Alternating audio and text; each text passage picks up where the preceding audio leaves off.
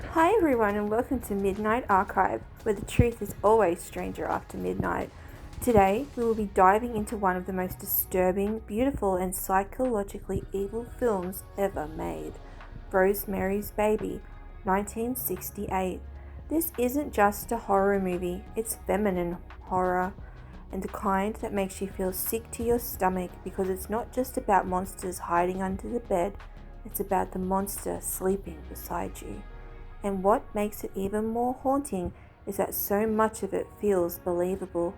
So today I'm doing a full breakdown, the plot, the symbolism, the themes, the style, the fashion, because oh my god, and of course the curses, rumors and unsettling stories surrounding the film. And stay till the end because the real life tragedy connected to this film is so horrific. It's one of the main reasons people still call Rosemary's Baby cursed. Alright, let's get into it.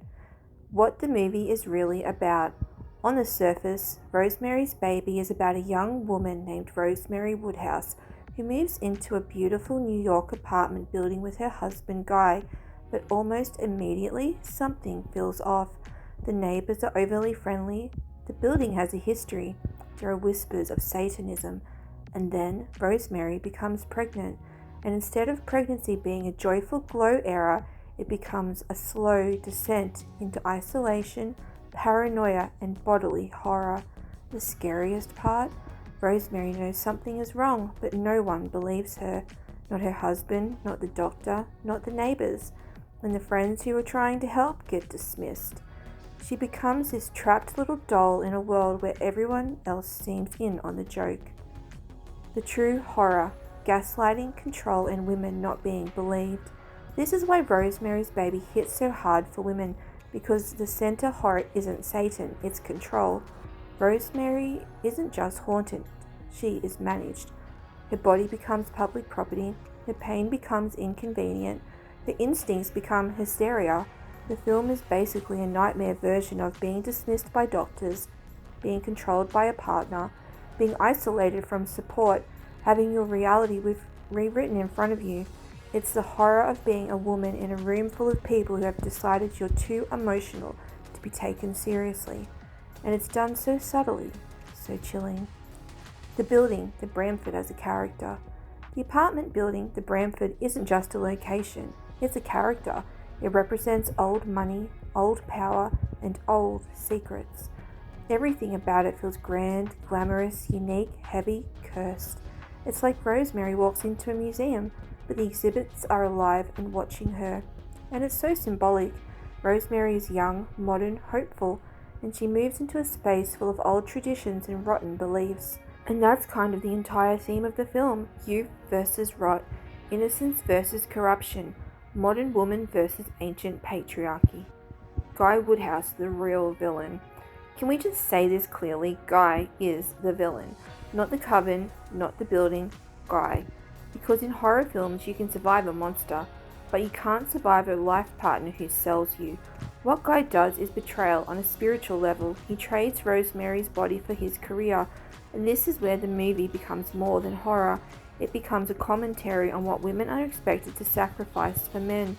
Rosemary is expected to tolerate creepy neighbors, obey doctors, suppress her fear, endure pain quietly, be grateful, even when she is literally being destroyed. The chanting, Terry, and the implication she came before Rosemary. This part is terrifying, and yes, the movie strongly implies that Rosemary was not the first. When Rosemary first arrives, she hears chanting through the walls. The building hosts regular gatherings, and there is this haunting character, Terry. Terry dies by falling or jumping out of the window, but it's heavily implied that she didn't just commit suicide. The film makes you think. Was she an earlier attempt? Was she being used as a possible mother? Did she resist? Was she pregnant? Was she not? And when she dies, it's like the coven simply shrugs and says, "Next!" Because this isn't about Terry as a person. This is about Terry as a vessel. And that is one of the cruelest themes in the movie. Women being reduced to bodies, to functions, to containers. The style, why it feels so real. One reason Rosemary's Baby is so effective is that it doesn't look like horror. It looks like cozy New York apartment life. classy 1960s domesticity, romantic newlywed bliss, beautiful furniture, soft lighting. It's like horror wrapped inside a fashion magazine. The camera feels natural, like we're spying, and acting feels subtle. No dramatic villain monologues, just polite smiles and manipulation. And that's why it haunts you, because it feels like it could happen. Rosemary's fashion, innocence, control, transformation. Okay, now the fashion. Rosemary's wardrobe is one of the most iconic in film history. It starts off with her looking like a perfect little 60s doll. Mini dresses, soft colours, girlish silhouettes, shiny hair, sweet makeup. She looks youthful, safe, and good. But as the film goes on, her fashion becomes part of the horror. Her clothes become more restrictive, more childlike, more approved by others, more symbolic of her shrinking autonomy. Even her hair changes, the famous short haircut. That haircut is treated like a trendy moment, but in the context of the film, it feels like her identity being taken apart piece by piece. And then there's the red dress. The red dress is the ultimate Rosemary look. It's glamorous, it's bold, it's iconic, but it also symbolizes danger. It's like the movie is warning us. She looks beautiful, but she's walking toward doom. Religion, Satanism, and inverted motherhood. Rosemary's Baby plays with religious fear, but more specifically, the fear of corrupted motherhood.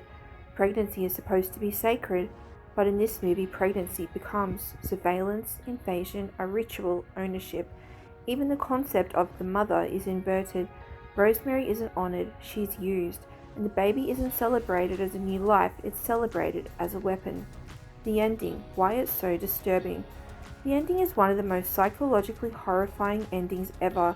Rosemary doesn't defeat the coven, she doesn't escape. She walks into the final room and sees the truth.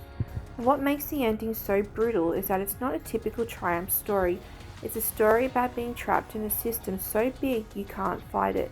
And yet, Rosemary's final chapter is complex. She doesn't become evil, she becomes a mother. It leaves you with the sick, uneasy feeling. Was she broken? Or was this the last thing that she could control? Curses, rumors, and eerie stories. Now let's talk about the Rosemary's Baby curse, because this film has one of the most infamous cursed production reputations in Hollywood. The biggest rumor involves director Roman Polanski and his wife Sharon Tate. After the film's release, Sharon Tate was murdered in a horrific real-life tragedy, and because Rosemary's Baby was linked to satanic themes, people started connecting the dots and claiming the film had opened a door. Whether you believe in curses or not, it created this aura around the movie that still follows it.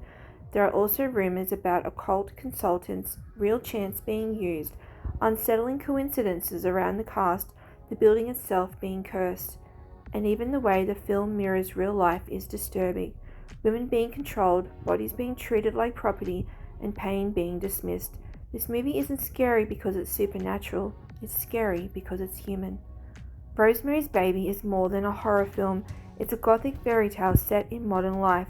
It's about betrayal, isolation, motherhood as horror, and the terrifying reality that sometimes the devil doesn't come with horns.